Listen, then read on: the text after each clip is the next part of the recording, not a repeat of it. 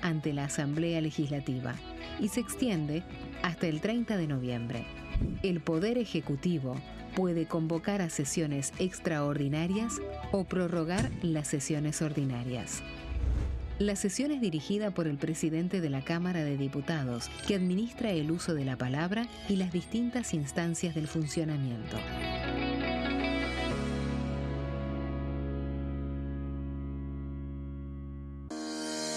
Leyes en un minuto. Régimen penal juvenil. El 12 de febrero, la Cámara de Diputados aprobó el nuevo régimen penal juvenil con 149 votos a favor, 100 en contra y 0 abstenciones. A partir de esta ley, se baja de 16 a 14 años la edad en que las personas pueden ser juzgadas penalmente. Para delitos graves, como homicidios, robos violentos o secuestros, habrá prisión efectiva en espacios específicos, siempre separados de los adultos. En cuanto a las penas, tendrán un máximo de 15 años. Por otro lado, en el caso de los delitos menores, se van a aplicar otras medidas como la reparación del daño, servicios comunitarios, restricciones de circulación, monitoreo electrónico y programas educativos. Además, se crea el rol de supervisor, que estará a cargo del seguimiento, asistencia y control del imputado.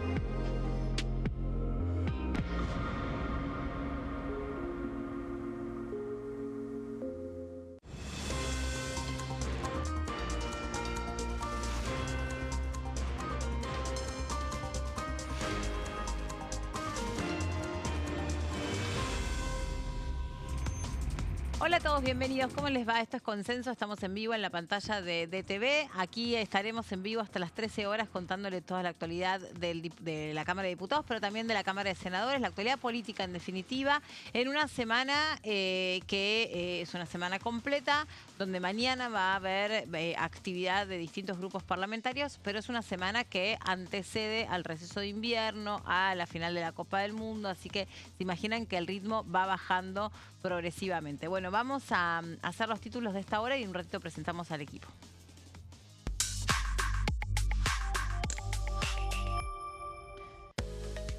Sesión en el Senado. El 16 de julio se va a tratar la inviolabilidad de la propiedad privada y 36 pliegos de jueces, fiscales y defensores.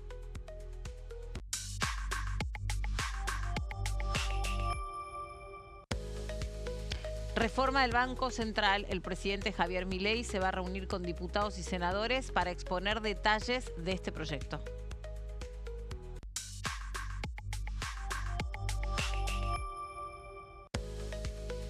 Actividad en diputados. Presentaron un proyecto para sancionar una nueva ley contra la discriminación, buscando reemplazar el régimen vigente desde 1988. Ahora sí, bueno, ¿cómo anda Silvia? Bienvenida. Hola, bienvenida. Bien, Meli, muy bien. Buen día, Tony. Estamos acá en una nueva edición de Diputados TV. ¿Sabes de qué voy a hablar hoy? De la sesión, si no fallan los senadores. Digo, porque muchas provincias están ya de vacaciones. Se estima que va a haber sesión y van a tratar la reforma ya demorada, porque la vienen suspendiendo en varias sesiones, de propiedad privada y 36 pliegos judiciales. Al gobierno le preocupa un solo pliego judicial. de esos 36. Ahora nos contás de qué se trata. Es cierto lo que decís vos, que muchas provincias ya empezaron el receso de invierno, las vacaciones de invierno.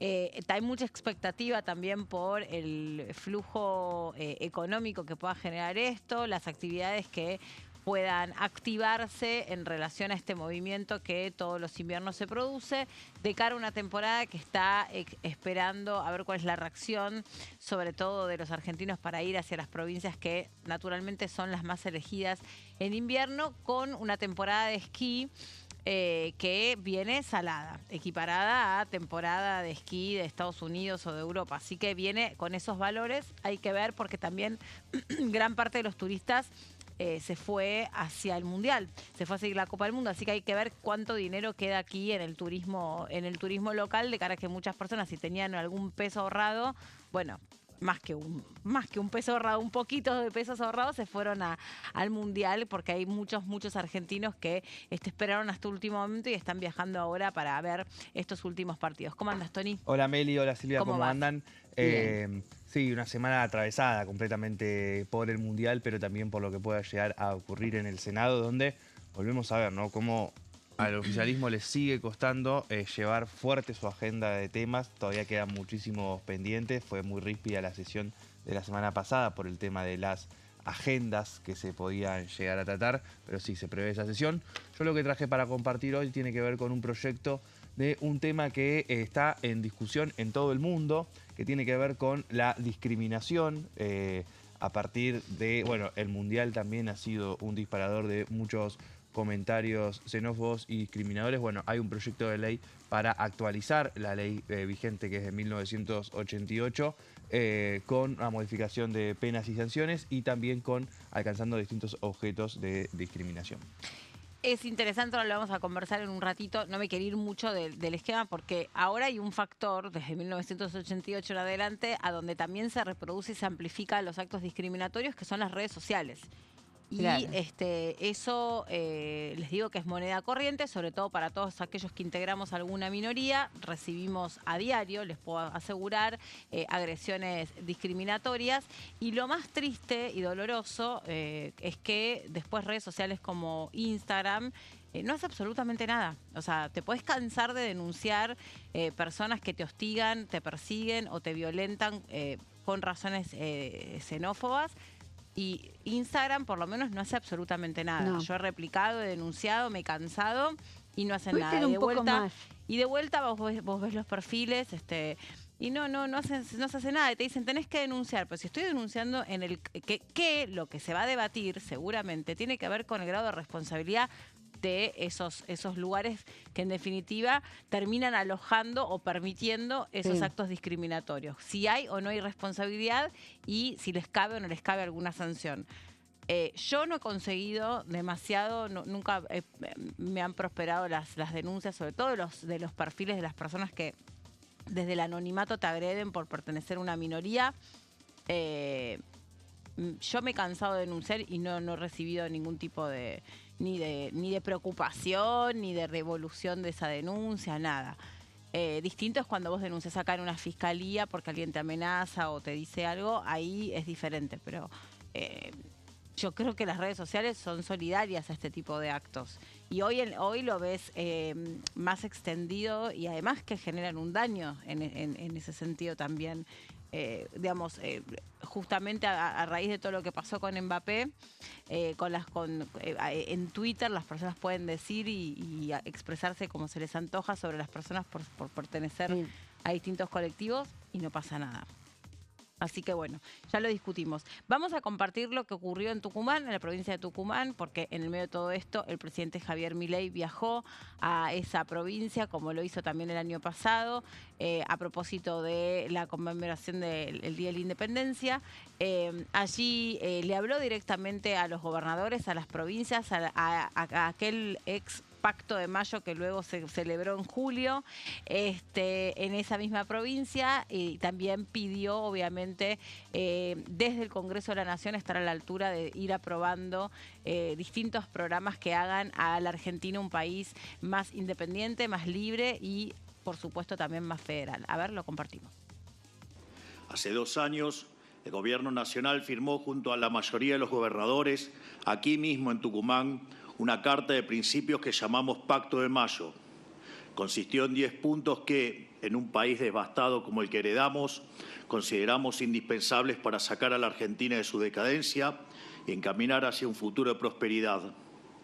En aquel entonces acordamos: 1. La inviolabilidad de la propiedad privada, el equilibrio fiscal innegociable, la reducción del gasto público a niveles históricos, en torno al 25% del PBI, una educación inicial, primaria y secundaria útil y moderna, con alfabetización plena y sin abandono escolar, una reforma tributaria que reduzca la presión impositiva, simplifique la vida de los argentinos y promueva el comercio, la rediscusión de la coparticipación federal en impuestos para terminar de poner fin al modelo extorsivo actual que padecen las provincias.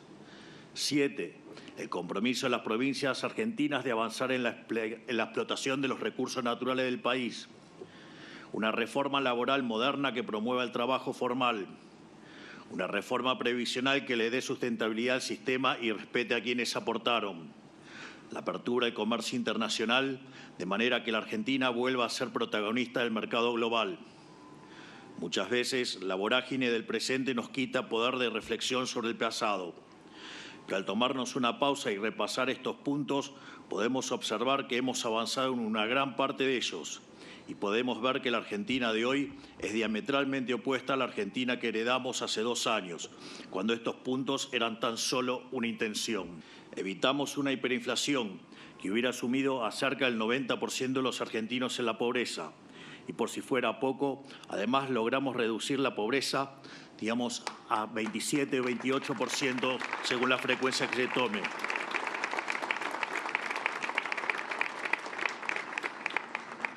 A su vez, redujimos el déficit cuasi fiscal de 15 puntos del PBI a 0.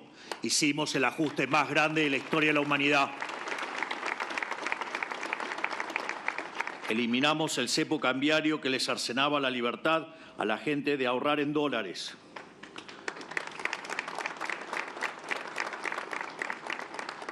Aprobamos el régimen de incentivo a las grandes inversiones, que sumado a todos los proyectos ha alcanzado la cifra de 150.000 millones de dólares en compromisos de inversión.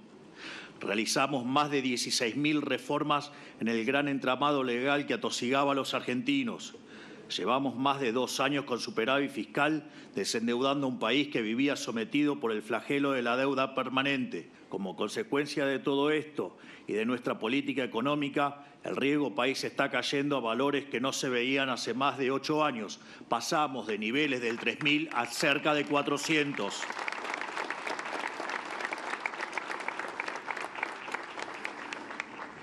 Además, este lunes nuestro equipo económico anunció que ya tiene cubiertos los pagos de deuda previstos para 2026 y 2027, por lo que la situación continuará en este sendero, reduciendo el riesgo argentino, potenciando la inversión privada y honrando los compromisos. Agradezco a los gobernadores por haber estado a la altura cuando la historia lo demandaba, dispuestos a colaborar en la transformación que estamos llevando a cabo y que el país necesitaba y sigue necesitando desesperadamente. Muchas gracias a cada uno de ustedes. Tenemos, en pocas palabras, el Congreso más reformista de nuestra historia.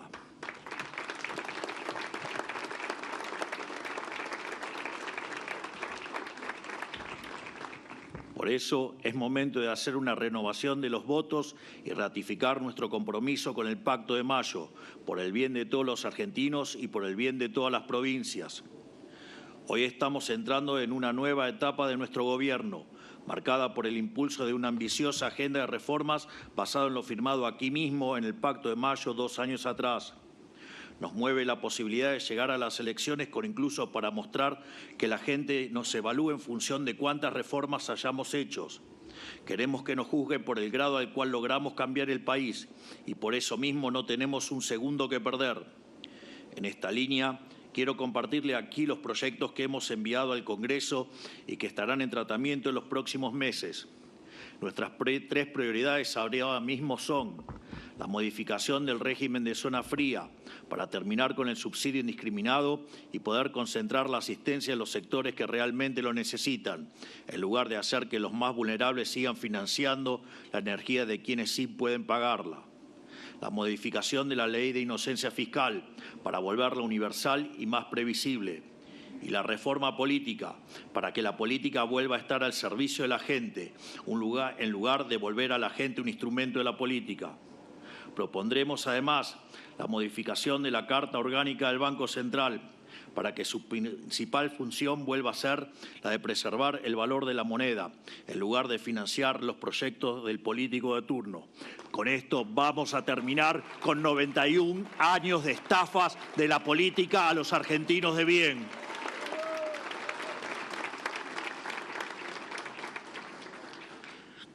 Otro de los proyectos actualmente en tratamiento es el de la inviolabilidad de la propiedad privada para garantizar la protección de un derecho natural y constitucional sistemáticamente vulnerado por la política. Proyectos como el Super Rigi, por otra parte, ya cuentan con media sanción y tal cual fue anunciado por nuestro ministro de Economía, Luis Caputo, y por nuestro vocero, Adrián Rabier, ya tiene su primer candidato, una iniciativa privada que contempla la inversión de más de 1.200 millones de dólares para la construcción de un nuevo reactor nuclear en Argentina.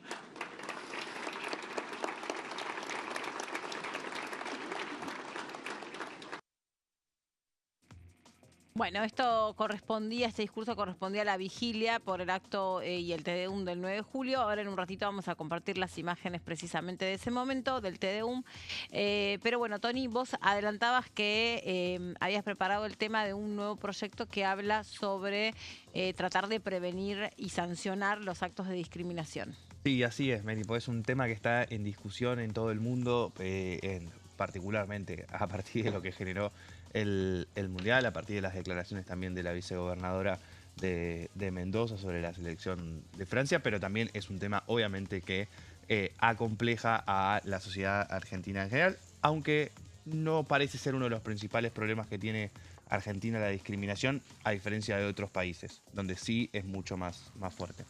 Pero bueno, este es un proyecto que presentaron los diputados Gabriela Esteves y Horacio Pietragala, diputada por Córdoba y diputada por la provincia de Buenos Aires, que busca sancionar una nueva ley que actualice el régimen que actualice la forma de contrarrestar la discriminación de penas y sanciones. Desde 1988 es el régimen actual en contra de la violencia por la discriminación.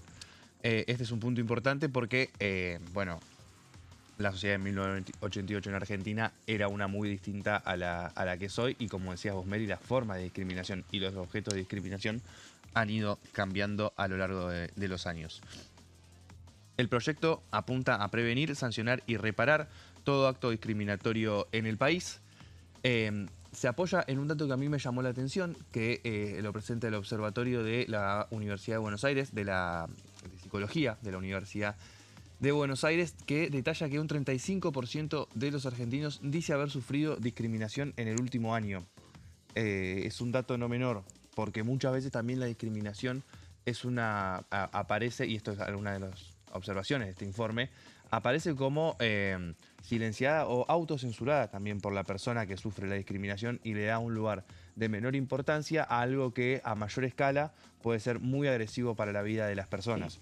Si el 35% reconoce haber sufrido, debe haber sido mucho más los casos concretos, eso como cualquier estadística, pero además todo lo que eso impacta, ¿no?, en la vida de las personas. Así que este es el dato que se destaca en la presentación del proyecto de ley de Pietragala y Esteves, que lleva la firma también de varios diputados de Unión por la Patria. Decíamos, este proyecto destaca la ideología o las creencias políticas fueron el motivo más señalado por las víctimas en el informe que hablábamos recién.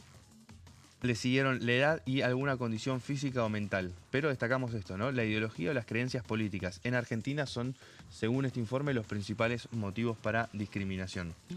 Las redes sociales e internet aparecen como el ámbito donde más se discrimina, algo que no existía con la ley anterior. Totalmente. No existían ni los celulares, les aclaro, en el 88. Claro. Eso muestra como los principales puntos. Este proyecto, si vamos a la legislación que... Y aparte porque las redes sociales dan algo que es una base de sustento para hacer un acto cobarde como es el acto de discriminar, que te dan anonimato. O sea, vos te aseguras llegar con ese acto discriminatorio, pero desde el anonimato, porque yo te puedo decir cualquier agravio sin decírtelo a la cara, pero igualmente estoy generando ese daño. Y yo me aseguro que nadie sepa quién soy y por qué te estoy diciendo lo que te estoy diciendo. Por ejemplo, ahí que leí a nivel político e ideológico, en un país tan agrietado como también la cultura de la cancelación sobre las expresiones políticas o ideológicas del otro, digamos, una cosa son por ahí lo religioso o los aspectos más reconocibles del ser humano y que pueden ser objetos de discriminación, como puede ser el color de la piel o la pertenencia a alguna minoría o incluso tener alguna discapacidad visible, que son actos espantosos y horribles y repudiables de discriminación, pero a veces el carril de lo ideológico y lo político en redes sociales es feroz. Sí, sí, claro. Es feroz y la política de la cancelación como resultado también. Sí. Sí, eso abre también la discusión sobre cómo muchas veces esta forma desde el anonimato termina siendo un arma que antes no había. Y la capacidad de daño que tiene sobre muchas personas y sobre otros derechos también, como la libertad de expresión en muchos casos. Sí, y mucha gente que digamos, se priva de dar una opinión porque por ahí en los caracteres que te exige una red social no puede terminar de explicar que ya le salen a decir cualquier cosa, o si dan una opinión después no lo contratan. También esto ocurre muchas veces. Entonces hay mucha gente que se abstiene de decir realmente o de opinar realmente lo que quiere opinar por miedo a la consecuencia. Exacto, hubo despidos en empresas por comentarios dentro de las redes sociales. Sí. Eso es otra forma de discriminación. Por supuesto, porque vos te autocensurás por miedo a lo que te puede pasar en el trabajo. Claro. Sí, eso... Totalmente. Bueno, era algo que no había... Pero bueno, volviendo un poco a este proyecto, decíamos también... el proyecto modifica la ley también del contrato de trabajo, fija una indemnización de 1 año de sueldo por despido discriminatorio, justo con esto que hablábamos, para desalentar que la discriminación derive en un despido. La persona despedida podrá optar por ser reincorporada a su puesto si el tribunal considera que fue despedido por un hecho de discriminación. Claro. También reforma el Código Penal, crea las figuras de injurias colectivas e incitación al odio. Justamente como la incitación o la promoción de odio también es una de las colectoras que tiene la discriminación en general, y agrava las penas de cualquier delito cuando esté motivado por discriminación. Es decir, si es la discriminación la que empuja a la realización de los distintos delitos, las penas se aumentan. También define que en bares, boliches, shoppings y estadios de espectáculos se deberán exhibir carteles informativos, deberán detallar los derechos de las víctimas y las vías de denuncia en caso de que haya actos de discriminación, es decir, darle a las posibles víctimas de esa discriminación información sobre cómo actuar ante eventuales casos donde se sientan vulnerados. Y decíamos, este proyecto, bueno, ya es parte de la Cámara de Diputados y atención a la cantidad de comisiones que tuvo giro. Sí, lo vi en tus placas, terrible. 5 comisiones le dieron giro, que siempre decimos... ¿No querés que un proyecto salga, mandarlo a 5 comisiones? Sí, mandarlo a 5 comisiones. Ya 4 es una señal de que no hay demasiada voluntad de que avance. 5 las vamos a detallar cada uno. Derechos humanos, educación, legislación del trabajo, legislación penal y presupuesto de Hacienda. Bueno. 3 de ellas manejadas por el oficialismo. Así es. Así que, bueno, así está este proyecto que presentó Pietra Gala y Gabriela Esteves con la firma de varios diputados de Unión por la Patria. Bueno, muy interesante. Para seguir de cerca hacemos la primera pausa y en un ratito seguimos adelante y les contamos los otros temas que trajimos para hoy.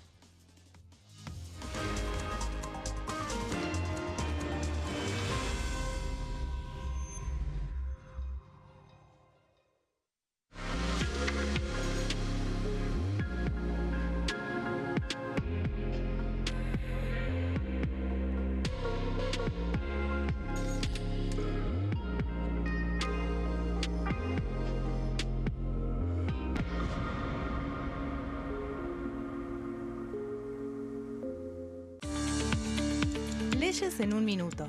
Régimen de incentivo para medianas inversiones. El Gobierno Nacional reglamentó el RIMI, un nuevo régimen diseñado para las pymes. El objetivo es apostar por la innovación, el crecimiento y la creación de empleo. Enmarcado en la Ley de Modernización Laboral, el RIMI fortalece la producción local y dinamiza las economías regionales. El nuevo sistema ofrece previsibilidad y beneficios fiscales clave para fomentar inversiones tales como devolución acelerada de IVA, estabilidad normativa, reducción en la alícuota de ganancias y exenciones para importar bienes de capital. Fomenta inversiones en sectores estratégicos. Esto significa generar condiciones favorables para cualquier pyme que desee adherirse a este sistema. El régimen se adapta al tamaño de cada empresa con escalas que comienzan en los $150.000 de inversión. Con este marco, Argentina da otro paso esencial para impulsar la inversión productiva a nivel federal.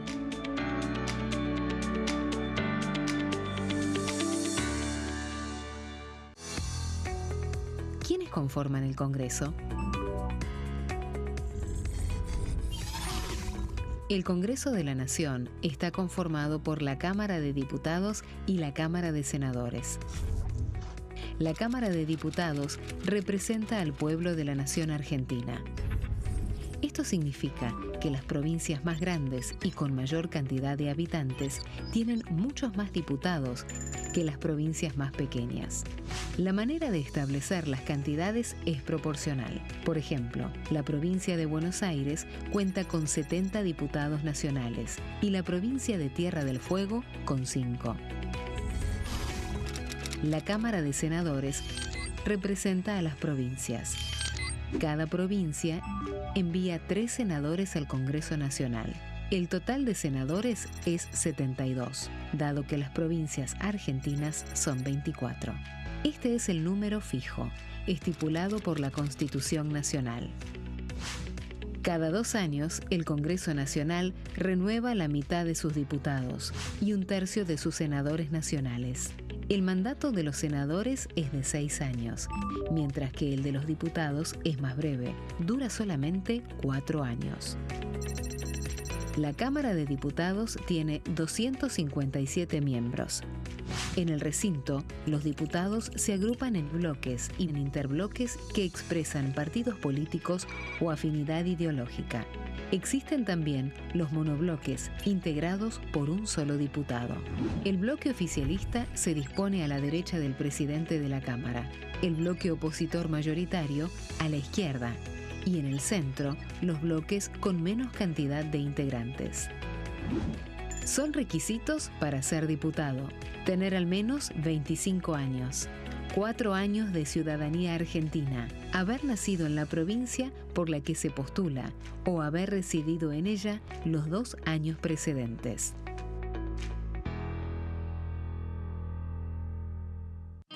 El sarampión es una enfermedad viral altamente contagiosa. Que no juegue con tu hijo. Puede poner en riesgo especialmente a menores de 5 años no vacunados. Ante la aparición de fiebre y manchas rojas en la piel, consulta de inmediato con un médico. La vacuna es la única forma de prevenirlo y es parte del calendario nacional de vacunación. Es segura, gratuita y está disponible en vacunatorios, centros de salud y hospitales públicos del país. Vos ya tenés esta vacuna, dásela a tus hijos.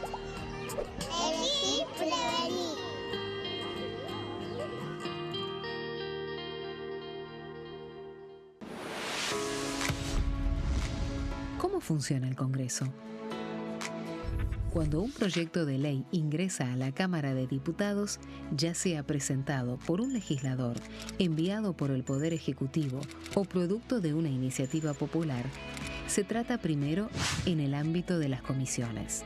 Las comisiones son el espacio de análisis y debate sobre los proyectos conformadas por legisladores de distintos bloques. Hay 46 comisiones permanentes que son centrales en la discusión parlamentaria, como Presupuesto y Hacienda, Asuntos Constitucionales o Legislación General. Existen también 32 comisiones especiales que tratan temas específicos. En su mayoría son bicamerales, es decir, que están compuestas por diputados y senadores, como la bicameral de trámite legislativo, encargada de analizar los decretos del Poder Ejecutivo. Para que un proyecto sea tratado en el recinto, debe contar con el apoyo de la mayoría de los integrantes de las comisiones a las que haya sido girado. Al finalizar una reunión de comisión, se dictamina sobre la pertinencia de tratar el proyecto en el recinto. El dictamen puede plantear la aprobación del proyecto o su rechazo.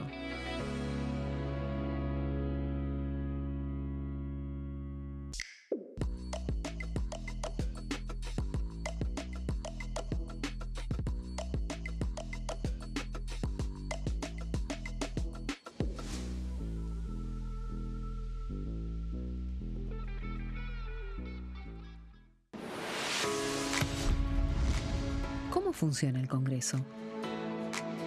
Las sesiones son el espacio donde los diputados debaten proyectos de ley para su aprobación, modificación o rechazo. En una misma sesión pueden tratar varios proyectos de ley. Las sesiones ordinarias comienzan el 1 de marzo, cuando el presidente de la Nación inaugura el periodo ante la Asamblea Legislativa, y se extiende hasta el 30 de noviembre. El Poder Ejecutivo puede convocar a sesiones extraordinarias o prorrogar las sesiones ordinarias. La sesión es dirigida por el presidente de la Cámara de Diputados, que administra el uso de la palabra y las distintas instancias del funcionamiento.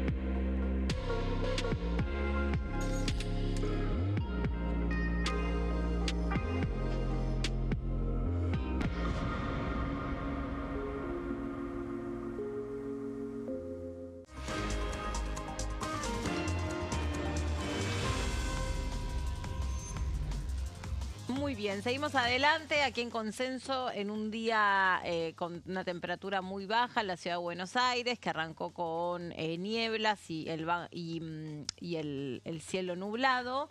Ahora permanece el cielo nublado, ya se disipó la niebla, pero igual que un día típicamente de invierno. Sí. Bueno, y difícil para despertarse un día lunes después de tantas emociones vividas durante el Sí. fin de semana, como que uno necesita por lo menos un día más de descanso, Ya ¿no? con poco fútbol. El otro Sí. día hablábamos con un amigo, decíamos, extrañamos ver a Cabo Verde, a Curazao, a Total. Andamos con Uzbekistán. abstinencia. Sí, Sí, es verdad, es verdad. Bueno, Brasil, cuando jugaba el Mundial Brasil. ¿te acordás de Brasil, de México, Estados Unidos, bueno, etcétera? Afuera. Disculpa. Bueno, pero igual no nos hagamos tanto los cancheros. Estamos entre los cuatro. igual. Ajá, y ya es bastante, ya es Sí. un montón. Vamos a ver lo que pasaba en Tucumán durante el fin de semana, pues más allá del fútbol y toda esta cuestión. El 9 de julio, obviamente... No, perdón, esto no pasó en Tucumán, esto es ya el acto del Te Deum por el 9 de julio. Ahí estamos viendo la caminata del presidente con prácticamente la totalidad del gabinete. Estamos viendo al presidente de la Cámara de Diputados, a su hermana Karina Milei, cómo avanzaban para acompañarlo. A unos metros detrás del presidente, notablemente la diferencia de distancia le daba la relevancia y la jerarquía al presidente de la Nación.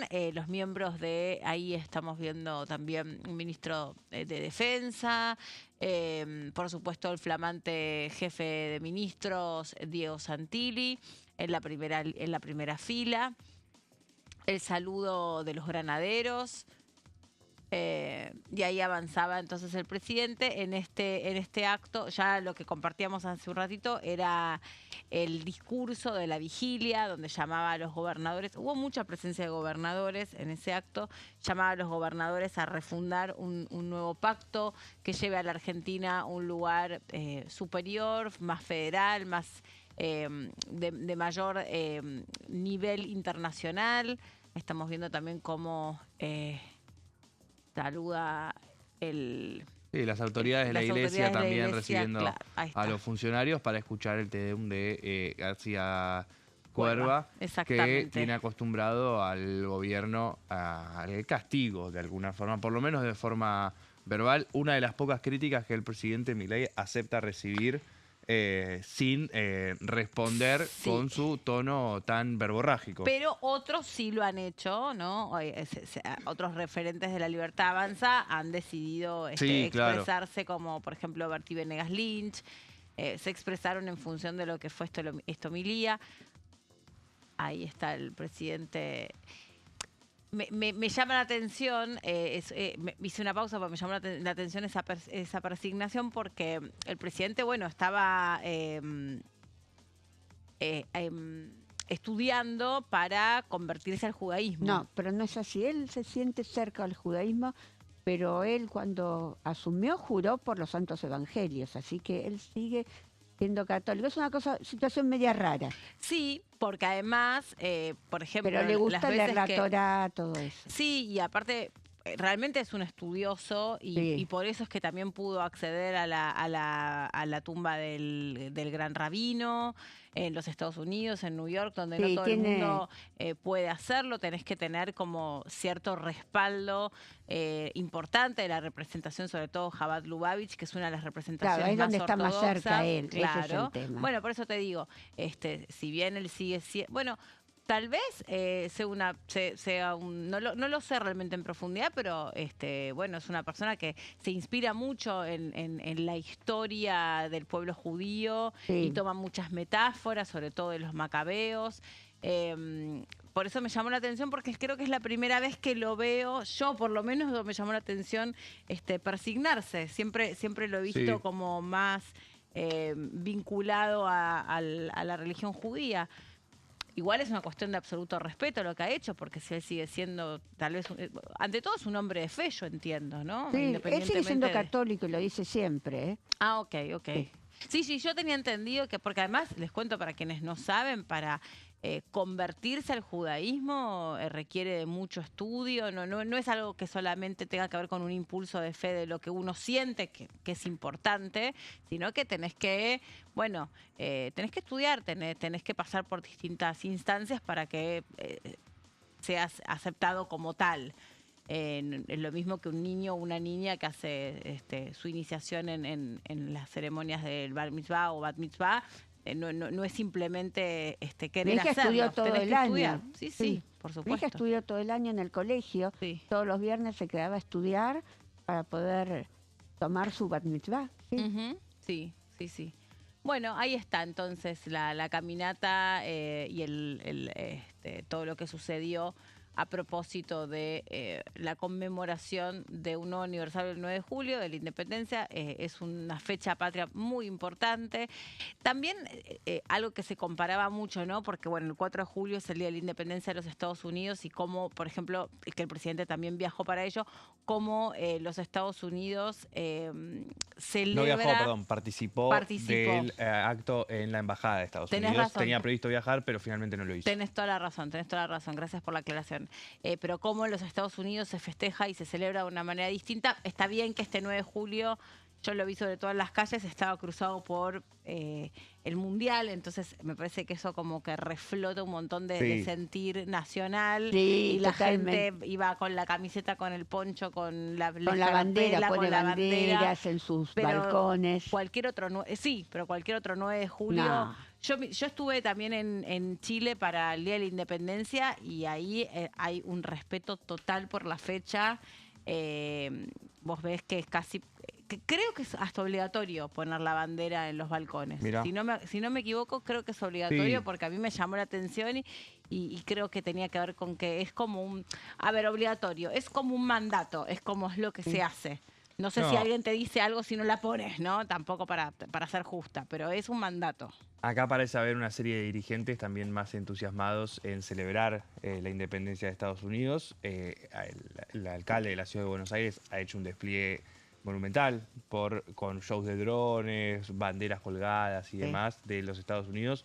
No se vio semejante verborragia para No. acompañar el 9 de julio. Toda la razón. Bueno, Sil, vamos con vos, con la Las placas. agenda en el Senado. Bueno, vamos a hablar un poquito del Senado. Dale. El Senado realizará, o intentará por lo menos este jueves 16 de julio, realizar una sesión a las 12 del mediodía para tratar el proyecto de inviolabilidad de la propiedad privada y pliegos de jueces, fiscales y defensores. La sesión fue acordada en una reunión de labor parlamentaria realizada el miércoles pasado, fue encabezada por la vicepresidenta, que la había convocado también, Victoria Villarruel, previo a que viaje también, ella viajó a Tucumán. Previo a eso, encabezó la reunión de labor parlamentaria y ahí se acordó el temario propuesto por el oficialismo, que está acordado con los bloques dialoguistas, no está acordado con el peronismo, que es la principal oposición.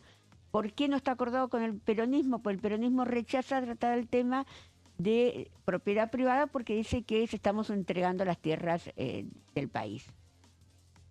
Vamos a nuestra siguiente placa para hablar un poquito más de qué se trata este proyecto.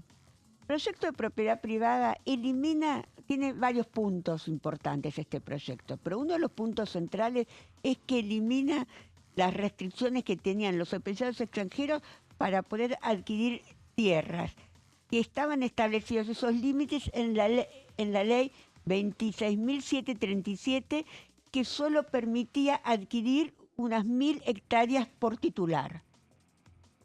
Entonces, esto fue la ley que se aprobó cuando Cristina gana en el 2011 las elecciones, y fue una ley que impulsó mucho el entonces vicepresidente Amado Boudou, presidente recién electo Amado Boudou. Las compras por tierras de parte de extranjeros deben ser aprobadas por las provincias. Esto se estableció en el último dictamen, porque hay varias versiones del dictamen de este proyecto. Ya estamos en la versión número 13. Y se implementa algo novedoso, que es el silencio administrativo. Con lo cual, si desde la compra de la tierra, durante 6 meses no hay una queja de la provincia, existe como esa aprobación tácita. Eso se llama el silencio administrativo por 6 meses. Eso es un tema importante porque se estableció en varios puntos del proyecto. Vamos a nuestra siguiente, Y con placa. eso, perdón, con el silencio administrativo estarían los votos para avanzar. Sí. Pero hay que, si vos comprás y en 6 meses la provincia no hizo ningún reclamo, puede ser la aprobación real o puede haber una aprobación tácita. Claro. El dictamen de mayoría prohíbe a los gobiernos o extranjeros o empresas que tengan alguna participación de esos gobiernos extranjeros adquirir tierras. Y en el caso de zonas de frontera, fija un doble estándar. Tiene que haber un doble confort, tiene que ser aprobado por la provincia y por el Poder Ejecutivo. Ya en estos casos son más complicados. Claro. También se permite que en algunas tierras de país, que participe alguna empresa con algún capital mínimo, puede llegarse a aprobarse si hay un pedido del Poder Ejecutivo de la provincia. Esto está más dirigido a las empresas chinas, lo aclaro. Ok, Porque son las que tienen, la mayor cantidad de empresas chinas tienen alguna participación estatal. claro. Y son las que más han comprado tierras junto con las norteamericanas en los últimos años, o inglesas. Vamos a acá estamos en la siguiente placa. El proyecto incluye muchos cambios en la ley de desalojo. Me voy a parar en este punto. ¿Por qué la ley de desalojo? Porque la ley de desalojo en principio había traído un digamos, un sistema sumarísimo, que era, como decía, el desalojo exprés para el que intruso como para el que se atrasa en una cuota de un alquiler. Y acá se estableció dos sistemas. El intruso, sí, se lo va a tratar de sacar con un juicio sumarísimo que hasta puede ser en pocos días. Entre la intimación, todo, igual siempre son unos 10 días. Pero en el caso de los alquileres se estableció que va a haber un mecanismo parecido al actual. Primero se va a establecer, y se va a reconocer como domicilio real el domicilio electrónico. Cuando vos tenés dificultades para poder comunicarle intimar al inquilino que pague su deuda. No va a haber un juicio exprés, va a ser un juicio normal de 10 días hábiles. Y en el caso que haya menores o haya personas vulnerables, va a tener que pedir la participación de los organismos pertinentes. Y así que no va a ser tan rápido tampoco. Y tiene cambios en el tema de las expropiaciones, las limita mucho, y en el tema de la ley del manejo del fuego. La ley del manejo del fuego había establecido que en el caso de los bosques nativos o humedales por 60 años no se podía cambiar su uso ni se podía, establecer ninguna venta. En el caso, para suponer un mercado inmobiliario. En el caso de las tierras se va a eliminar los 30 años, pero en el caso de los bosques nativos queda como es la ley aprobada a instancias de Máximo Kirchner. Claro. Y vamos a ir a otro tema que es muy importante de la sesión, el tema de los pliegos. Ya la Cámara de Senadores aprobó 74 pliegos. Ahora se van a aprobar otros 36, ya tendríamos casi 110. De esos 74, la mayoría ya asumieron, con excepción de aquellos jueces, como en el caso de Verónica Micheli, que tienen juzgados que no se han conformado todavía. No es la única, digamos, hay varios que están en esa situación. Pero acá, ¿cuál es el pliego que le importa al gobierno? El del Víctor Pesino. ¿Por qué? Porque el 27 de julio Víctor Pesino cumple 75 años. Y si no se aprueba su prórroga en el Senado, tendría que ir a hacerse los trámites de jubilación. ¿Por qué es importante para el gobierno Víctor Pesino? Porque es un juez que acompañó la propuesta del gobierno, acompañó al gobierno en mantener la reforma laboral. ¿Por qué? Porque rechazó una cautelar de la CGT. Y también es un juez, junto con Dora González, que intervino en causas sensibles como el tema de la intervención en la UOM. Por eso este pliego es muy importante. Hay otros pliegos también que tienen una resonancia mediática. ¿Cuál es de Juan Rodríguez Ponte? ¿Quién es Juan Rodríguez Ponte? Es el juez que va a hacerse cargo del juzgado de Lomas de Zamora, que tiene las causas de la AFA y de Jessica Sirio y Martín Insaurralde, por el tema de enriquecimiento ilícito. Ahora está subrogado ese juzgado por Luis Armela. Bueno, ese juzgado es muy importante. ¿Quién es este juez? Es un ahijado prácticamente, exsecretario de Ariel Lijo, su esposa es fiscal y su suegro secretario del juzgado de María Servini, la Chuchi Servini de Cubría. Podemos decir que es de la familia judicial. Es un personaje típico de la familia judicial. Hay muchos que son de la familia judicial, pero este me pareció él como el más representativo. Por eso lo traje a las placas. Todo va a pasar el 16 de julio. Si tienen todo los votos todos los jueces, va a pasar. El único que tiene polémica y va a tener discusiones es el de Pesino, porque el peronismo ha dicho barbaridades y acusaciones de corrupción de este juez, ha dicho barbaridades de este juez cuando se trató la audiencia pública donde el juez fue a defender su pliego. Bien, bueno, Sil, seguimos adelante, les vamos a contar ahora en un ratito la agenda. Decíamos, no es una agenda muy extensa, es una agenda bastante acotada que básicamente radica en distintos grupos de amistad parlamentario que se van a llevar adelante mañana. Pero antes tenemos la opinión del diputado Marcelo Mango de Unión por la Patria por la provincia de Río Negro. En este caso se le consultó por el proyecto de financiamiento educativo. A ver, vamos a ver lo que decía el diputado. En realidad ese proyecto es actualización de un proyecto que hasta tuvo sanción, tuvo dictamen positivo, en la Comisión de Educación a fines del año 2023. Yo integraba como secretario general el Consejo Federal de Educación.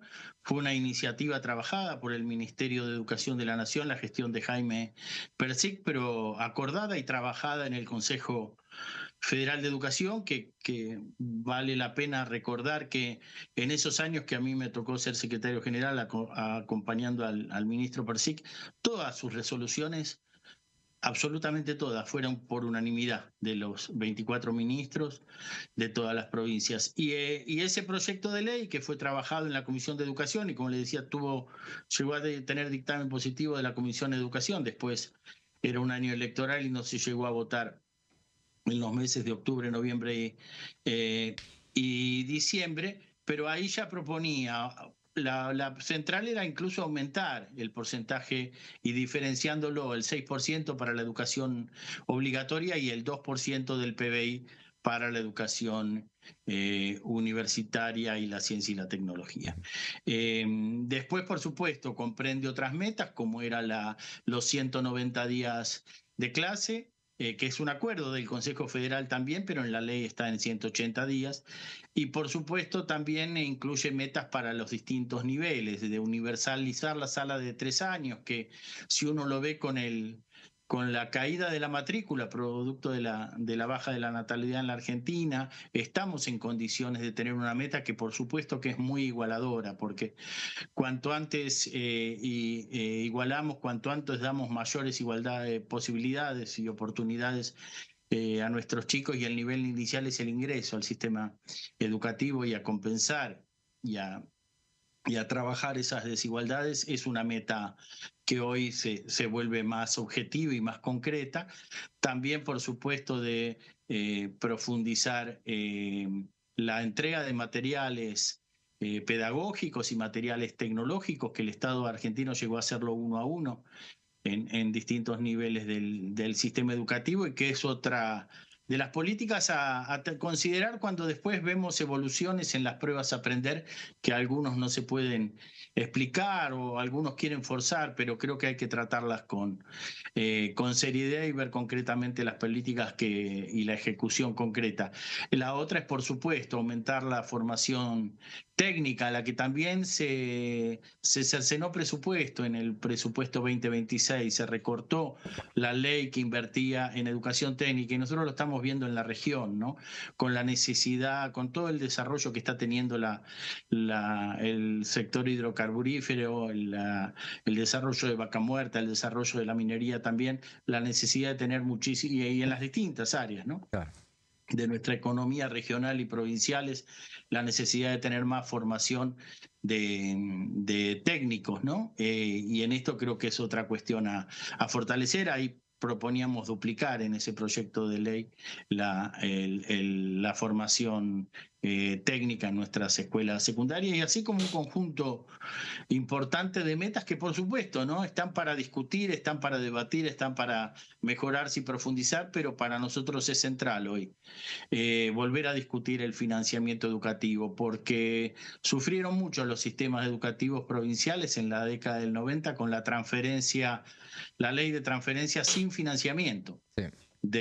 De todas las escuelas, y hoy estamos haciendo el desfinanciamiento y dejando todo librado a cada provincia, también renunciando a tener pisos mínimos educativos garantizados a cualquier ciudadano en cualquier rincón del país, y esa es otra de las metas que son federales, que son muy sentidas, y que ningún argentino queremos que quede por vivir en un lugar o en otro fuera de las condiciones mínimas elementales que tiene que tener cualquier